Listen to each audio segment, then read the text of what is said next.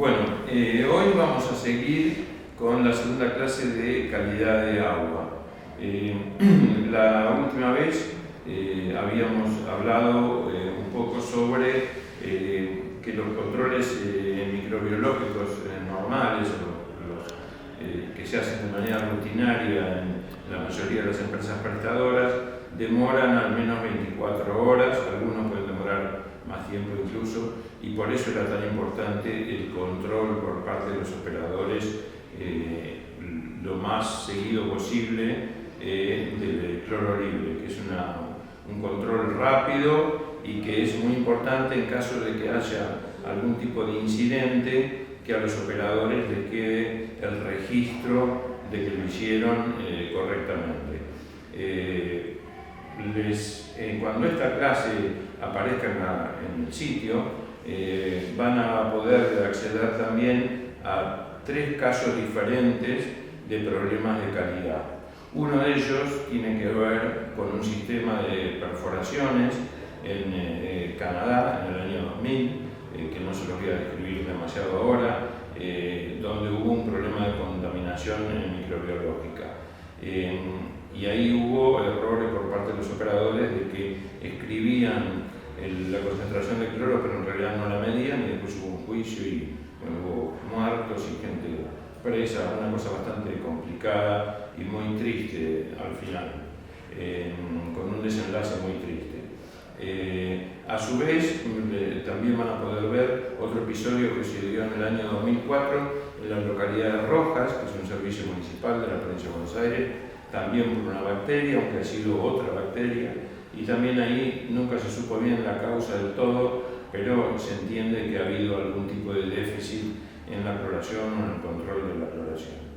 O sea que es el elemento que todos los servicios, ya sean cooperativas, municipales o empresas prestatarias, pueden hacer, están en condiciones de desinfectar, porque no es algo muy costoso y que es nuestra responsabilidad como sanitaristas cuidarlo y registrar todo lo que hacemos. Todas las tareas que hacemos deben quedar registradas en caso, ojalá que nunca ocurra, de que haya alguna vez un problema. Y para nuestra propia tranquilidad y la demostración también de que estamos trabajando. Además de estas 2 análisis rutinarios que habíamos mencionado, que son las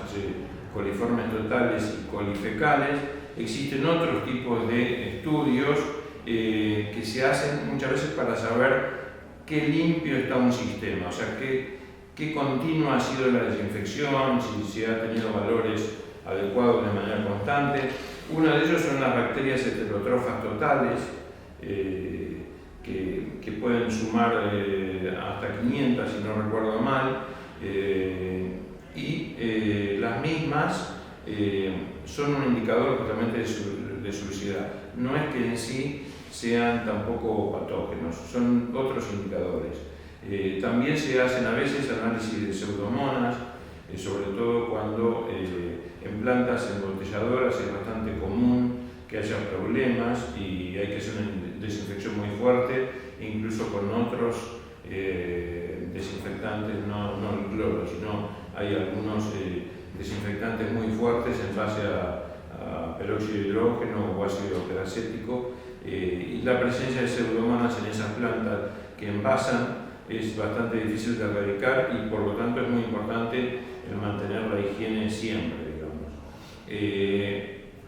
También, dentro de lo que son las colifecales y los coliformes y las pseudomonas también, e incluso las heterótrofas, se utilizan diversos métodos para hacer el análisis y el recuento. El más común, o uno de los más comunes, es filtración por membrana, o sea, se hace pasar una muestra, una cantidad determinada, en general son 100 mililitros, sobre una membrana y se la incuba a la temperatura que corresponde. Otro método que es bastante común también es el número más probable, que es uno de los que utiliza, por ejemplo, APSA, y entiendo que el OCAVA ahora ARA también lo utiliza. APSA adoptó hace años un sistema que termina siendo el número más probable, que se llama colilar, que ahora vamos a describirlo un poco más en detalle.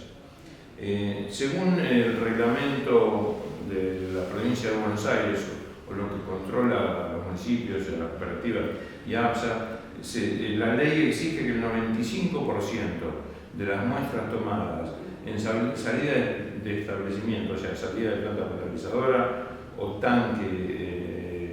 de agua subterránea, reservorio, digamos, ya desinfectado, o en la red de distribución de agua, es muy importante los controles también, son muy importantes los controles en la red. El 95% de esas muestras debe dar ausencia, es decir, ausencia de coliformes totales y ausencia de colifecales. Eso es bastante importante, controlarlo periódicamente. Siempre las áreas de calidad lo hacen, hay estadísticas que se llevan y se debe buscar cumplir en todo momento con esto. En realidad el ente regulador lo pide en un periodo de 12 meses, pero es importante que en las redes se vigile muchísimo esto. Y en la salida de planta potabilizadora, sobre todo aquellas, sin duda, que provienen, cuya fuente es agua superficial, que siempre está contaminada, algunas más contaminadas que otras. El sistema que usa APSA se llama Coliler, como les dije, y se utiliza para coliformes totales y para E. coli. Lo que pasa, se incuba a 37 grados durante 24 horas. Hay algún Coliler que es capaz de dar una respuesta un poquito antes de las 24 horas, pero APSA lo ha tomado como rutina leerlo e informarlo a las 24 horas. En caso de que haya presencia de coliformes totales, cuando se hace recuento, como que termina siendo el número más probable, además del frasco que contiene la muestra, que tiene que haber neutralizado el cloro con tiosulfato, eso viene ya en general en los frasquitos estériles, obviamente es un frasco estéril, se deja correr la canilla, se quema a su vez para que no haya las bacterias que están en la canilla no interfieran, sino que se lean realmente las bacterias que están en el sistema, y a su vez el tiosulfato cumple la función de eliminar el cloro presente, cosa de que si había alguna bacteria en la red pueda crecer una vez que esté incubada durante 24 horas. Si permaneciera la presencia de cloro en el frasco estéril, seguiría matando bacterias y sería un efecto diferente al que tendría un usuario, por lo cual siempre se busca eliminar el cloro residual en la muestra de bacteriológica. Si hay presencia de coliformes totales, una vez que se ha volcado en una especie, se llama raviolera, que es un rectángulo, ya lo van a ver en la presentación, con un montón de cubitos chiquitos, si hay presencia de coliformes totales, se torna amarilla la celda una vez que se ha incubado 24 horas, y si hay presencia de colifecales, se lee bajo luz ultravioleta en un lugar cerrado y tiene una fluorescencia que es típica del reactivo y de la bacteria E. coli. Este análisis es bastante certero, está aprobado por la EPA de Estados Unidos, y no es el más barato, por supuesto, pero es el más práctico cuando uno tiene relativamente poco personal y mucha cantidad de análisis a realizar. Bueno, esto sobre la calidad microbiológica, que como les he mencionado antes, es la más importante de cuidar, porque produce situaciones muy complicadas. El caso ese de Canadá lo van a ver, mueren niños. El caso de Roja, gracias a Dios, no arrojó víctimas, pero es un tema que es el que más cuidado tenemos que tener, porque son infecciones agudas y masivas además, y es un servicio centralizado. Toda una población, o una gran parte de la población que consumió agua puede verse afectada, y sobre todo los niños, los ancianos y las personas con inmunodeficiencias. Esos son los más vulnerables a los microorganismos patógenos. Además de la calidad microbiológica, hay otra calidad que es la que se denomina por biológica. En realidad ahí entran todo tipo de algas, o sea, se debe evitar la presencia de algas en el agua distribuida, en el agua potable, y en particular, hasta hace poco tiempo había unas algas denominadas verde azuladas, que en realidad no son algas, y ahora se trata de evitar ese nombre y usar solamente cianobacterias. Son un problema creciente en todo el mundo. En Argentina son típicos los ejemplos de Córdoba, y también Bahía Blanca ha tenido problemas con su dique Paso de las Piedras, porque estas cianobacterias son las bacterias más antiguas del planeta, crecen en lagos y ahora en ríos también, que tienen un cierto grado de eutrofización, es decir, tienen presencia excesiva de fósforo fundamentalmente y nitrógeno. Bueno, algas hay muchos tipos, algunas simplemente taponan los filtros de las plantas potabilizadoras, reduciendo muchísimo la capacidad de tratamiento y la producción de agua potable, pero estas cianobacterias, además de poder, si están en gran cantidad, si es una floración muy fuerte, floración se le llama cuando hay un episodio algal muy intenso, es decir, que de golpe se multiplican las células algales de manera exponencial. Esas cianobacterias pueden, además de dificultar la filtración en las plantas, pueden generar toxinas bastante peligrosas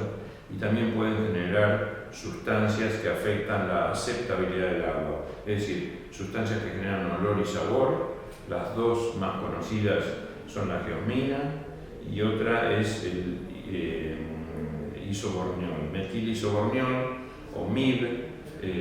que son sustancias que en nanogramos, o sea 10 a la menos 9 gramos, 10 nanogramos ya empiezan a generar olor. Y la geosmina, por ejemplo, genera olor a tierra húmeda, pero cuando se la clora, produce un olor al calentar el agua, sobre todo, o sea, cuando uno se ducha, cuando quiere tomar mate o hacerse un té, un olor muy desagradable a guamexane. Esas sustancias no son tóxicas, no le hacen nada a las personas, pero son altamente desagradables y han generado grandes protestas de los usuarios y es un fenómeno creciente, digamos. Además están las toxinas que generan, la más conocida es la microcistina, pero hay otras, en la Argentina todavía no están reguladas, en Estados Unidos tampoco están reguladas, pero como es un fenómeno creciente, se trata de utilizar como norma guía las guías de la OMS, de la Organización Mundial de la Salud, que para la microcistina se refieren a no superar en agua potable 1 microgramo por litro. Esto es bastante importante de seguirlo en momentos que hay floraciones algales y debe quedar claro para ustedes que las aguas subterráneas no tienen problemas de algas, porque las algas crecen y las cianobacterias igual, hacen fotosíntesis, entonces crecen en cuerpos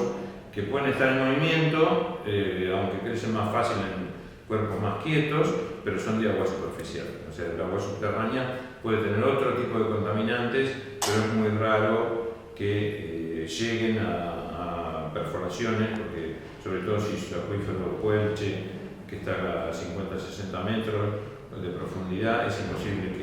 que lleguen a través de un arroyo de un campo. El pampeano también es muy difícil, o sea, atravesar 10-20 metros de arena no es una cosa sencilla y se filtran en el camino, por lo tanto no suelen llegar, salvo que haya una contaminación de agua superficial, o sea, una floración algal y después una lluvia torrencial, una inundación y se introduzcan al sistema porque una perforación no está bien sellada o bien protegida. Y las razones fundamentales para el crecimiento de estas floraciones algales en todo el mundo es el cambio climático, es el aumento de la temperatura, las algas y otros microorganismos, también otros organismos, y otros seres, cuando aumenta la temperatura, aumenta la velocidad de reacción, también en la química ocurre eso. Por lo tanto, el cambio climático expresado en el aumento de la temperatura las hace crecer más y desarrollarse en lugares que antes no aparecían. La agricultura y la ganadería intensiva también, sobre todo los feedlots, si no están bien cuidados, y la agricultura por exceso de fertilizantes. Los fertilizantes principales o los nutrientes principales que ayudan a que crezcan son el fósforo y el nitrógeno. Algunas de estas cianobacterias pueden absorber el nitrógeno del aire, por lo cual le ganan en la puja por el alimento a otras algas, sobre todo con el fósforo, porque no necesitan algunas de ellas de nitrógeno en el agua, lo pueden sacar del aire y lo absorben. El aumento de la población mundial obviamente también tiene un efecto bastante negativo, porque genera más efluentes. En los efluentes cloacales hay fósforo y nitrógeno, y si no son removidos adecuadamente en la planta de tratamiento, llegan al recurso de agua superficial. Y a su vez, el aumento de la población, sobre todo en centros urbanos, implica esto, que los efluentes cloacales tienen una importante cantidad de fósforo y nitrógeno, y en nuestro país hay muy pocas plantas, yo diría municipales, casi ninguna, que remuevan fósforo y nitrógeno de manera biológica o química. El fósforo es el único que se puede remover parcialmente de manera química. Pero no, en Bahía Blanca se está construyendo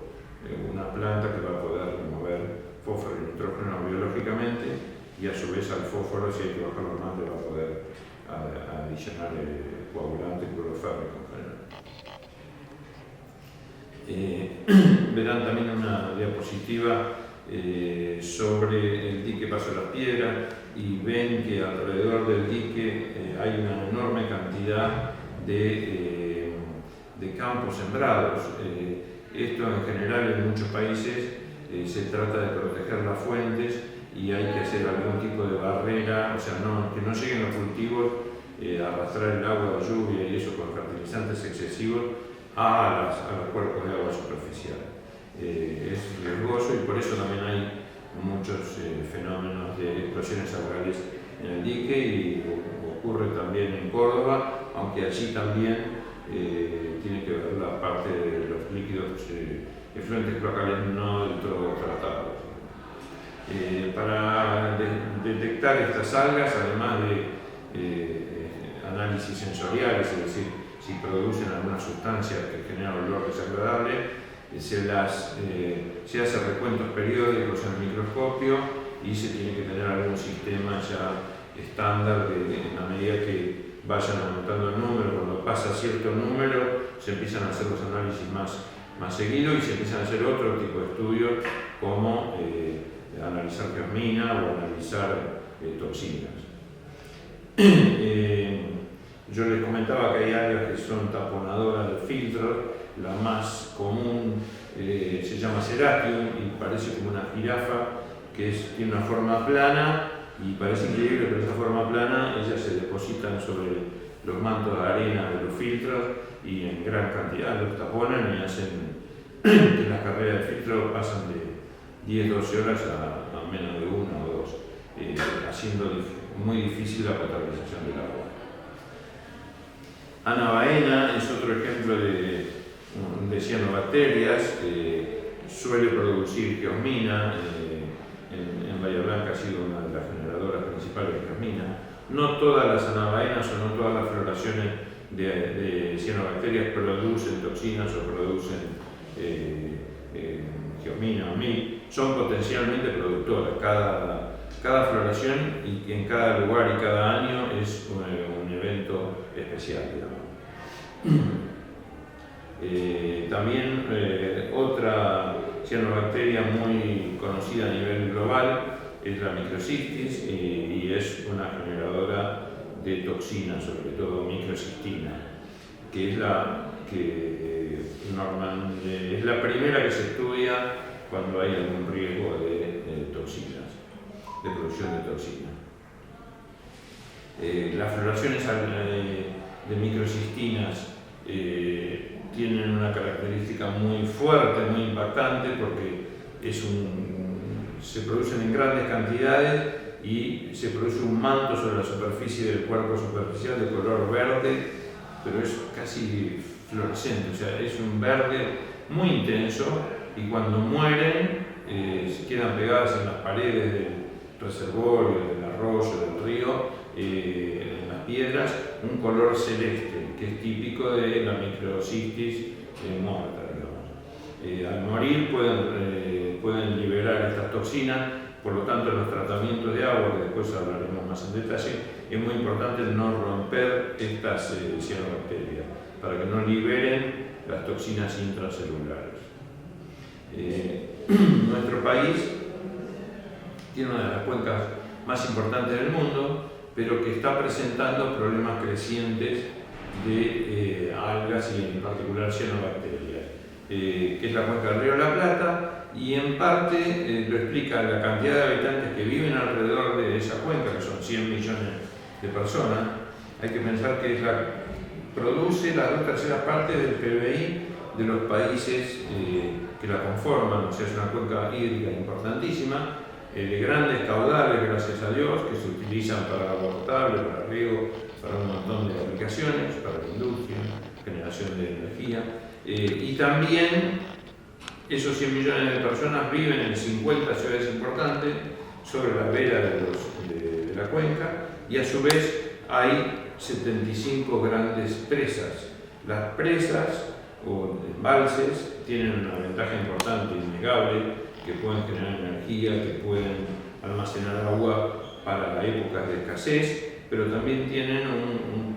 problema ante estas cianobacterias y las algas en general, que es que al ser aguas quietas, sobre todo si no son muy profundas, pueden generar y tienen exceso de nutrientes, o sea, están eutrofizados o parcialmente eutrofizados,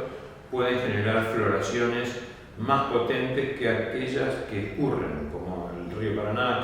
que escurre con bastante velocidad y violencia. Es un poco más difícil para las algas crecer, pero se las arreglan, y a las cianobacterias también. Uruguay ha tenido muchos problemas en el río Uruguay, Argentina ha tenido algunos, en el Paraná también ha habido varios problemas de algas que han llegado hasta incluso la planta de AISA, y bueno, es cada vez más común en el mundo. También van a poder ver un ejemplo de lo que ocurrió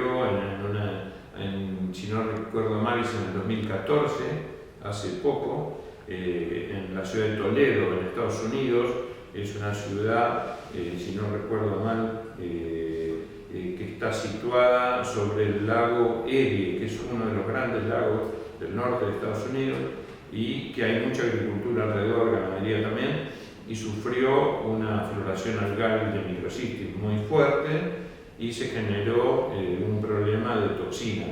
que no solo estaban en el agua cruda, sino que pasaron la barrera, las barreras impuestas en la planta,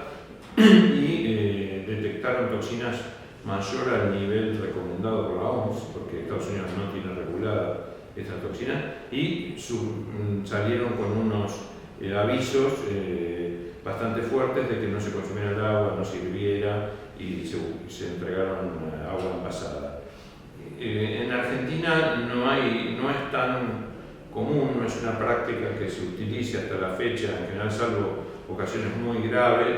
el hecho de mandar a hervir el agua o mandar a no consumirla, digamos, porque la sensibilidad de la población digamos, no ha hecho que eso sea una práctica normal, pero a mi humilde entender creo que sería mucho mejor transparentar, y cuando hay un problema, y hay que tratar de resolverlo lo antes posible, y informar a la población que es un actor clave en porque son los consumidores del agua, que es el principal alimento. Pero es algo que no está estructurado, por lo menos como en Estados Unidos, que ya hay una normativa, hay una orden que la EPA la tiene estandarizada de hervir el agua cada vez que hay una sospecha de problema microbiológico, o como en el caso que van a leer, pidieron que no se bebiera el agua y no se la diera tampoco a las mascotas porque las toxinas nos afectan igual que a los seres humanos. Bueno, después, además de la calidad microbiológica, la calidad biológica, tenemos la calidad físico-química. En la calidad físico-química hay un montón de compuestos y características químicas. Yo voy a mencionar solamente algunos para no hacer esto demasiado profundo, largo. La alcalinidad es una de las cosas más importantes para medir. En general, las aguas superficiales tienen alcalinidades más bajas que las aguas subterráneas. No siempre es así, pero es lo normal. Las aguas subterráneas tienen una alcalinidad alta y la alcalinidad en definitiva es como se llama tampón, es decir, dificulta el bajar el pH con ácido, por ejemplo. Entonces, en aguas subterráneas, cuando uno quiere corregir el pH para hacer un buen tratamiento con coagulantes, como el clorofórmico, el sulfato de aluminio o el PAC, requiere mucho más ácido que si tuviera una alcalinidad más baja. Y en aguas superficiales puede pasar al revés, es decir, que la alcalinidad sea muy baja y produce, si uno no puede dosificar grandes concentraciones coagulantes porque la consume, el coagulante consume la alcalinidad y desestabiliza el agua y el pH se puede caer a valores fuera de los recomendados para abortarlo. El arsénico es otro elemento que es un elemento natural en realidad, es decir, no es producido por el hombre. En algunos países hay algunos problemas con ciertas fabricaciones, pero en nuestro país la presencia de arsénico, sobre todo en el subsuelo, las aguas superficiales, las que yo conozco no tienen arsénico, salvo que sean canales del interior de la provincia que están en realidad comunicados con el agua subterránea, entonces es lógico que tengan. Es un elemento natural y que ha sido depositado hace miles y millones de años por volcanes que emitieron sus cenizas volcánicas y aparece en muchos lados, no siempre, pero aparece en muchos lados junto al flúor. Es potencialmente cancerígeno y puede producir hidroarsenicismo en concentraciones altas. Lo que hoy día la ley 11820, que es la que regula la provincia de Buenos Aires, habla de 50 microgramos por litro o 0,05 miligramos por litro, pero siempre los que hemos trabajado en tratamiento de aguas hemos intentado, una vez que se consigue que se coloque una planta de tratamiento, bajarlo lo más posible porque es un elemento sensible. En el Código Alimentario Nacional estaba en 001 y a partir del 2012 se hizo una concesión especial a las aguas subterráneas en realidad se prolongó el 005 hasta tanto haya estudios epidemiológicos que realmente demuestren que es necesario o es beneficioso económicamente y para la salud de la población bajar de 005 a 001. Por las dudas nosotros intentamos cada vez que podemos reducirlo lo más posible y en algunos lugares algunos de los asistentes a este curso lo saben y se ha logrado reducirlo, hacerlo desaparecer prácticamente.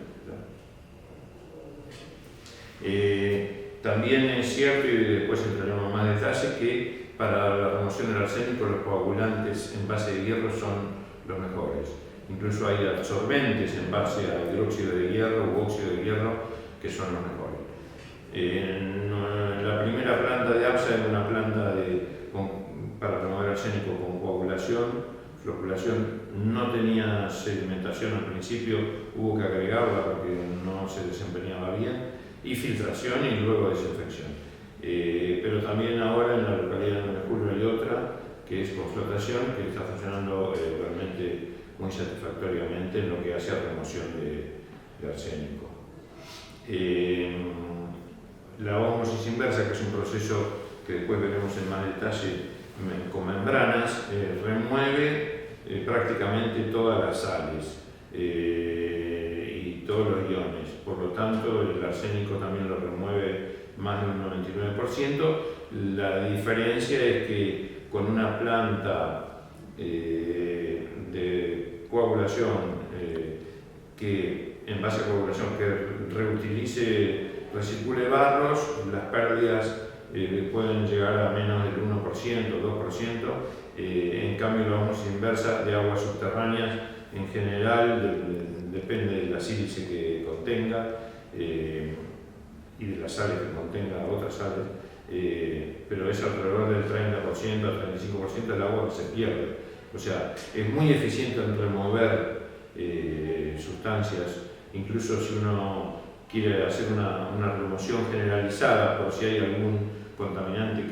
que hoy desconoce que va a estar en el agua, la OMS inversa es ideal, pero tiene ese problema de que en cuanto a lo que es la sustentabilidad de los servicios, perdemos el 30% del agua o entre 30 y 40. El nitrato es quizá el elemento más común, sobre todo en las aguas subterráneas, en algunas superficies también, porque si lo contienen los efluentes cloacales nitrificados, es el más común, es el contaminante más común en el mundo entero. El principal problema con los nitratos o con la contaminación de nitratos es potencialmente para los lactantes, es decir, aquellos que están en edad de lactancia, pero se les prepara un biberón, o sea, con leche en polvo y agua de red que contenga nitratos en exceso. Hay discusiones respecto de esto porque la OMS señala en algunos escritos que la mayoría de los casos que se han constatado también había algún problema microbiológico en el agua, no solo nitratos. Pero bueno, la ley 11820 dice que no está permitido tener más de 50 miligramos por litro de nitratos. El Código Alimentario Nacional habla de 45 miligramos por litro. La diferencia se debe a que el Código Alimentario Nacional se basa en la legislación norteamericana y ellos al nitrato lo miden como nitrógeno y dicen que 10 es el límite como nitrógeno aceptable, y eso da 45 convertido a nitratos, miligramos por litro. Esta metahemoglobinemia lo que hace es que en caso de producirse le llaman un bebé azul, es decir, empieza a tener dificultades para respirar porque la hemoglobina es la responsable de transferir el oxígeno a la sangre y al resto del cuerpo, y la metahemoglobina, que los nitratos cuando se transforman por actividad bacteriana dentro del organismo se convierten en nitritos. Esos nitritos dificultan la conversión, la producción de hemoglobina y la reconvierten en metahemoglobina, que no es capaz de transferir el oxígeno. Entonces por eso falta oxígeno, falta irrigación. También se da ese mismo fenómeno en plantas industriales que producen anilina, que los operarios les puede pasar lo mismo. Por lo tanto, el riesgo mayor lo tienen los lactantes que no toman leche materna, sino que están tomando biberón, digamos, con agua de red, menores en general a 6 meses se habla. Eso varía de cada país, pero los 50 miligramos por litro están hechos para protegerlos a ellos, porque en general para los adultos ese problema de metahemoglobinemia no se da, porque nosotros tenemos una enzima que reconvierte la metahemoglobina a hemoglobina. De hecho, las verduras, por ejemplo la selga, contiene una cantidad enorme de nitratos. Una de las razones por las cuales, creo yo, no soy ningún experto, a los bebitos no se les da acelga hasta pasado el año. O sea, todas las verduras verdes tienen gran cantidad de nitratos. A su vez, todos los chacinados tienen una enorme cantidad de nitritos, porque se usa como conservante. O sea, en un adulto, si no tuviéramos esa enzima, toda esa ingesta es mayor a la que podríamos consumir con agua con exceso de nitratos. Las razones por las cuales los nitratos van a parar al agua potable o al agua subterránea mayoritariamente, no solo eso, son dos, por zonas urbanas que estuvieron habitadas durante bastante tiempo sin red cloacal, y los pozos ciegos tienen una gran cantidad de nitrógeno en forma de nitritos en general, y donde llegan a una zona más oxigenada se oxidan a nitratos. Esa es una de las razones, y la otra es el exceso de fertilizantes, por ejemplo en plantaciones de verduras o floricultura o granos o lo que fuera, que si se agrega nitrógeno en exceso percola hacia las aguas subterráneas y las contamina. Entonces es el contaminante más común del mundo, digamos, en aguas de bebida. Para sacarlo existen resinas de intercambio iónico, o también la ósmosis inversa lo remueve. Otro elemento que yo había mencionado muchas veces en nuestro país está junto al arsénico, es el flúor. El flúor en bajas concentraciones, entre 0,5 y 1,2 miligramos por litro, ayuda a los menores de 14 años a protegerlos de las caries. Por eso que los dentífricos muchas veces tienen flúor. Donde hay cenizas volcánicas en el subsuelo y se disuelven por la explotación de las perforaciones, muchas veces se va al agua potable y supera el 1,5 miligramos por litro, que es lo que recomienda la ley 11820 y la OMS. El Código Alimentario Argentino tiene una reglamentación bastante compleja en eso, que yo creo que está basada en una recomendación norteamericana para las plantas que le agregan flúor, porque habla de cuál es la dosis óptima de acuerdo a la temperatura, y en realidad para un contaminante natural o un elemento natural es mejor tener o más sencillo tener un límite de decir, bueno, supera el 1,5 miligramos por litro, está fuera de rango y hay que bajarlo. Lo otro, estar mirando la temperatura, es más complejo. El agua puede ser potable hoy, mañana no, es algo un poco difícil. Que es distinto en una planta potabilizadora que agrega flúor, porque sí, se pueden colocar más fácilmente en el rango óptimo y pueden dosificar menos en invierno o menos en verano, lo pueden regular más fácil. Cuando es natural es lo que hay, y si supera uno lo debe retirar de alguna manera.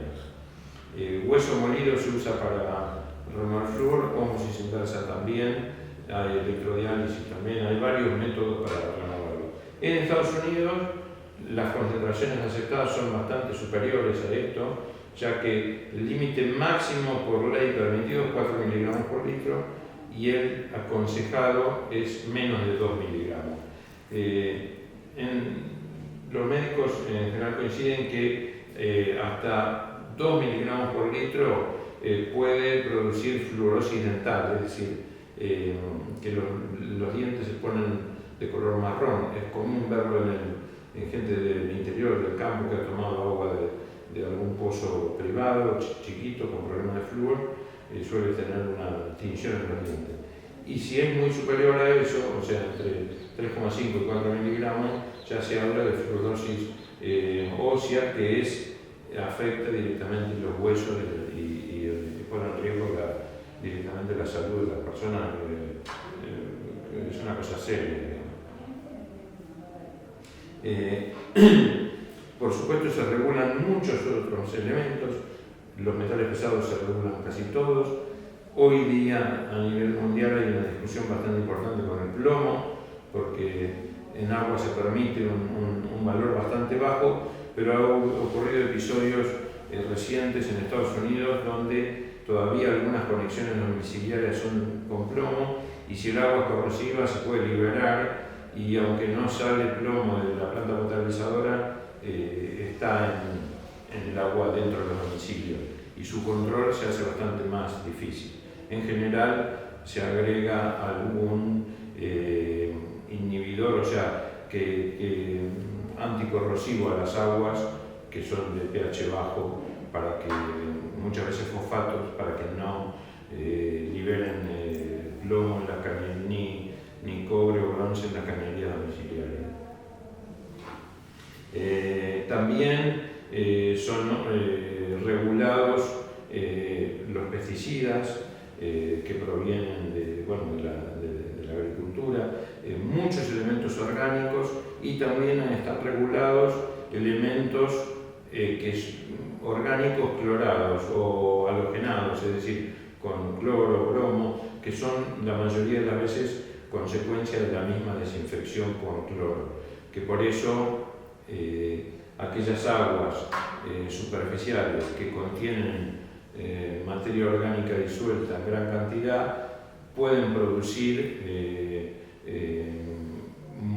elementos o compuestos derivados de la desinfección con cloro que son potencialmente cancerígenos. Otro aspecto importante también es la aceptabilidad del agua. Es decir, los parámetros que están incluidos en la aceptabilidad del agua no afectan a la salud, pero pueden llevar a los usuarios a rechazar el agua distribuida por la red de agua pública y buscar fuentes alternativas que capaz que son incoloras, pero pueden ser más riesgosas. Por lo cual, los aspectos de aceptabilidad son bastante importantes y hay que tenerlos en cuenta para que el usuario no solo no haga reclamos, sino que no rechace el agua que le estamos brindando y busque fuentes alternativas menos seguras. La turbiedad es uno de los parámetros que tienen relación con la aceptabilidad. La ley 11.820 exige turbiedad en menores que 2, el Código Alimentario Argentino permite 3, y en realidad hay una tendencia mundial a bajar lo más posible la turbiedad, sobre todo en aguas superficiales, pero en todas las aguas también. En general las aguas subterráneas, por lo menos en nuestra provincia, si no hay algún problema particular, tienen turbiedad muy baja, alrededor de 0,3 NTU, y en Estados Unidos buscan bajarla aún más si pueden, hasta 0,1 para aguas superficiales. ¿Por qué? Porque descubrieron en los años 90 hubo una crisis muy grande, una ciudad enorme que se llama Milwaukee, donde por unas lluvias entraron a la planta potabilizadora quistes de Cryptosporidium y el cloro no les hace nada y se desparramaron por toda la ciudad y hubo alrededor de 400.000 personas que tuvieron momentos de diarrea y murieron alrededor de 100 que en su mayoría tenían problemas de bajo sistema inmunológico. Eso disparó un montón de acciones porque la planta estaba cumpliendo con las exigencias de la ley y empezaron a bajar la turbiedad muchísimo. En Argentina es una práctica común de intentar bajarla, pero no, la legislación es generosa en el sentido de que todavía 2 NTU es bastante alto y no sirve para proteger de esos quistes, digamos, ¿tá? Porque los filtros lo pueden parar, pero el cloro no les hace nada. Entonces, ¿qué han hecho en Estados Unidos? Bajan la turbiedad, pero además por las dudas usan desinfección con UV junto con el cloro, que la UV mata, inhibe estos parásitos enquistados.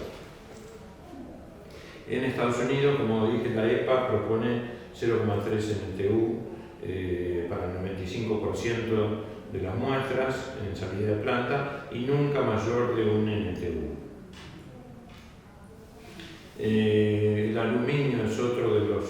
elementos que está entre los que afectan a la aceptabilidad del agua, los cloruros por el gusto salado, el hierro, el sodio, los sulfatos y los sólidos totales disueltos que involucran a varios de estos iones. Quisiera mencionar una cosa sobre el sodio. El sodio, hoy día hay un montón de bebidas de agua de bajo contenido en sodio que se venden a precios en general bastante elevados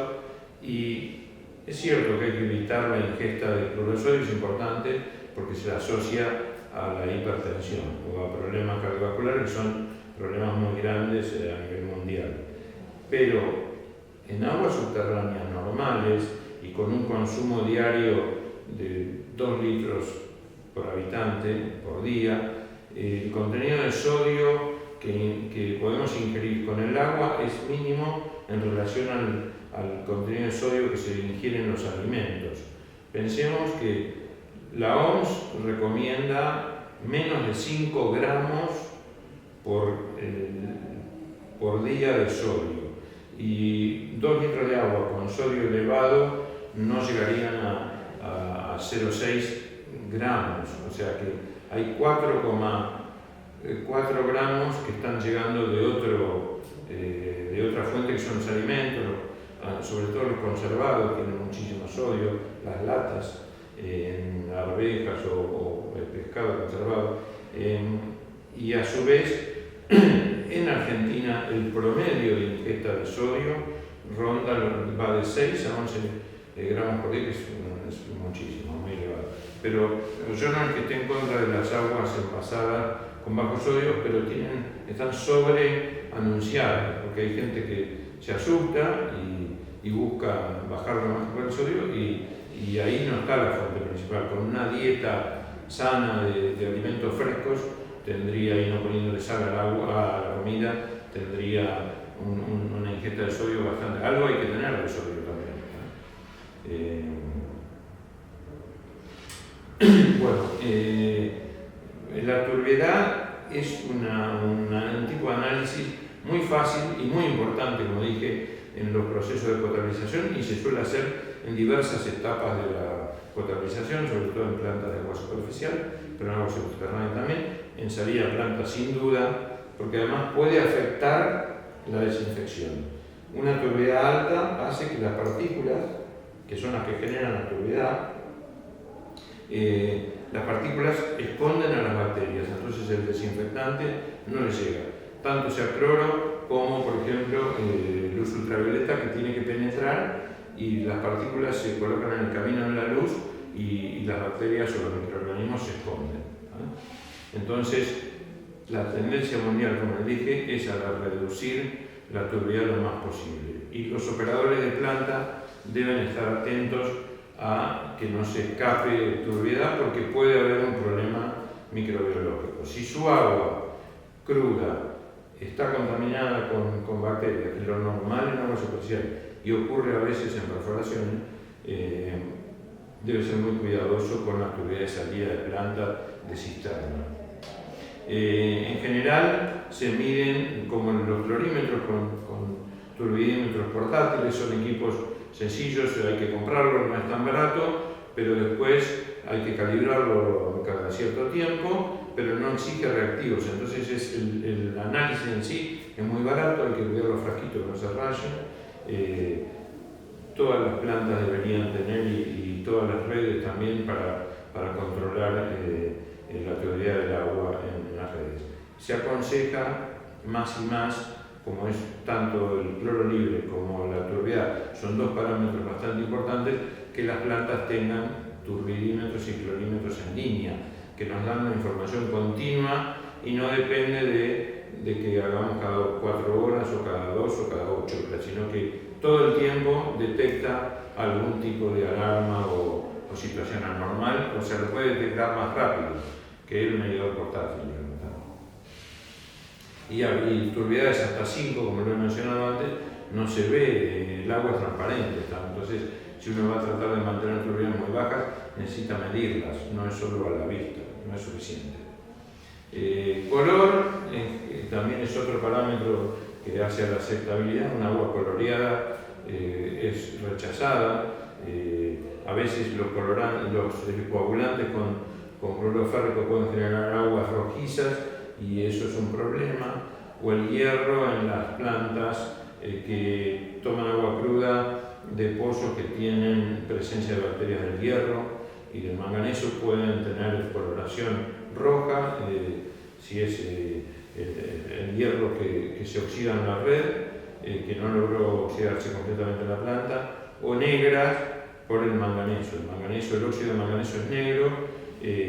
y si se oxida por el cloro en la red y no logró oxidarse en la planta, hay reclamos de agua negra, que obviamente la gente no la quiere tomar, digamos, ¿sabes? No malo para la salud,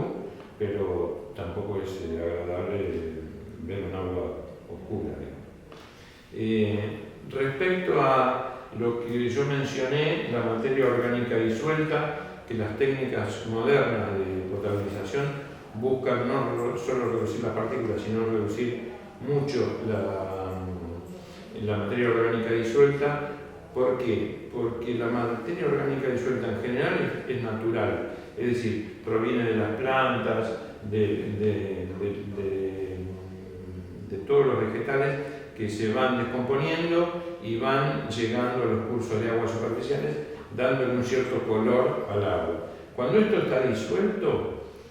se llaman, hay una fracción única que tiene que ver con el humus de la tierra, y hay otra fracción no única. En general, la fracción única tiene alto peso molecular y muchas veces genera productos colaterales de la desinfección, como los triolometanos u otros ácidos aloacéticos que no están regulados en Argentina, pero están regulados en Estados Unidos y en Europa, en Estados Unidos fundamentalmente, que son potencialmente cancerígenos. Entonces, las plantas hacen un enorme esfuerzo en la coagulación para remover materia orgánica disuelta. Y eso consume mucho coagulante cuando hay mucha. O actualmente también hay métodos que yo no lo he visto usarse en Argentina, pero sí en Estados Unidos se utiliza, en Australia y en otros lugares, que son resinas que tienen un cierto magnetismo y que permite usarlas en un lecho fluidizado, que les explicaré más en detalle cuando entremos en temas de potabilización, que son capaces de retener el color del agua si la materia orgánica disuelta la bajan mucho. Pueden ser una solución más barata que aumentar mucho la dosis de coagulante. El pH es uno de los otros elementos o características del agua que está regulada. En Provincia de Buenos Aires es entre 6,5 y 8,5 unidades de pH y se mide en general con un pHímetro, puede ser en línea, manual, o con tiras de pH que uno lo coloca en la muestra y da un cierto color y se compara con un disco comparativo. Obviamente que los instrumentos electrónicos son mejores, pero justo el pHímetro es un elemento que hay que hacer una calibración bastante rutinaria, seguido, casi diaria diría yo, y es un poco más delicado en que sea confiable si uno no realiza los cuidados que corresponden. Por último, voy a hablar muy corto de lo que es la protección de las fuentes de agua. En nuestro país no es una práctica muy desarrollada aún, y yo creo que es algo que se debe ir realizando cada vez más, porque a nivel mundial hay una práctica que se está usando en el agua para proteger la salud de las personas, que se llama de las barreras múltiples. Es decir, cuanto más barreras tengo yo en mi sistema de agua, desde el agua cruda, desde la toma de agua cruda, la captación, hasta la distribución que la recibe el usuario, más seguro es mi sistema y menos riesgo tengo de que haya un problema de salud grave. Y la protección de las fuentes de agua es una cosa importante. Yo les mencionaba, por ejemplo, el dique Paso de las Piedras, que todo alrededor hay agricultura intensiva. Bueno, en Estados Unidos tienen la práctica de que muchas veces compran terrenos cercanos a las fuentes de agua potable, a los embalses, a los diques. El municipio, la provincia o la nación las compran y plantan árboles o hacen todas medidas para evitar que escurra fertilizantes en exceso hacia el cuerpo receptor, que es el embalse. En perforaciones lo que se hace es de declarar una zona de protección, mayor o menor, depende de las posibilidades que uno tenga, donde uno tiene que hacer determinados pasos, que primero define cuál es la zona de protección en metros, es lo más común, lo más simple, un radio de 500 metros, 1 kilómetro, no puede haber actividades industriales o agrícolas, y eso puede preservar la perforación de una contaminación, ya sea por introducción de agua en las napas o por introducción de agua superficial, es decir, la perforación también se protege si está bien sellada, si no entra agua de lluvia, si no tiene una zanja al lado que entre a la camisa del pozo y se vaya a la perforación y después uno la bombee. Eso es un grave riesgo microbiológico. Entonces, en la presentación que nosotros estamos entregando está más en detalle esta práctica que se usa muy poco en Argentina. Yo quiero que ustedes la conozcan y que obviamente si uno va pudiendo impulsarla en sus lugares de trabajo de a poco, por lo menos en alertar, mira, esta perforación está cerca de un lugar que puede ser peligroso, es una contribución a tener un sistema más seguro. Y sobre todo, la más común es la intrusión en una inundación, en una emergencia de agua superficial. Y con el cambio climático, las inundaciones cada vez son más frecuentes y eso tenemos que tener mucho cuidado de que nuestras perforaciones estén protegidas del ingreso de agua superficial por accidente.